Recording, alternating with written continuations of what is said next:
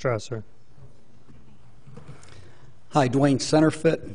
You all know me. I know all of you. I'm here tonight. I'm not on duty. I'm not in my official capacity. I came to talk to you as somebody that's lived in Jacksonville every single day of my 55 years on this planet. I want to talk to you about this pension and some of the things that I've been hearing, and I've been woke up at night many times.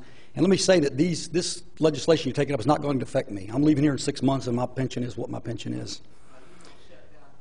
Ms. Lee? Ms. Lee? But I think the Lord's kind of put it on my heart to come here and say some of these things. And there are a couple of things that have been said tonight, and I'm going to shorten this down because 3 minutes is not long. Mr. Gulliford made a comment earlier about everybody has dirty hands in this, and I would say to you, sir, that those officers that are out there working on the street right now didn't have anything to do with it. They came, they got a job, they go to work every single day. They didn't have anything to do with where we are right now. And there's an awful lot of talk about shared sacrifice, and I want to talk about that a little bit. I'm going to name some names, and we'll see if you can tell me what these people have in common.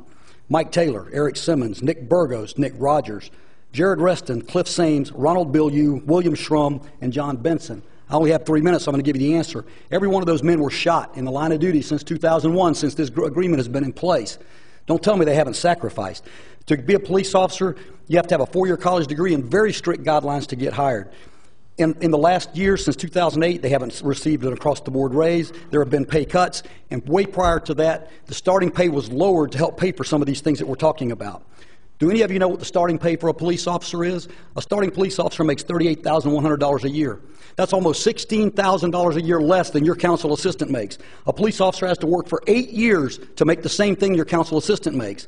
A police officer makes $6,000 a year less than you do as a part-time employee with pension benefits, I might add. If you take that $15,000 or $20,000 a year that they are not making every year that they should be, and you go back over their career, I'm telling you, they've been sacrificing for this pension, and you're wrong to say that they're not. The other thing that I'd say is as far as the legality of this agreement, Mr. Schellenberg, you know, I think a lot of you were going after this. Mr. Senterfitt, I do need to say one thing. You need to address the council as a whole. I'm sorry, Mr. President. To the council as a whole, the agreement, you're calling it illegal based on a strict technicality. The city bargained with their eyes wide open. They weren't lied to. You've never claimed that they were. You just don't like it now, so you found a way out of it.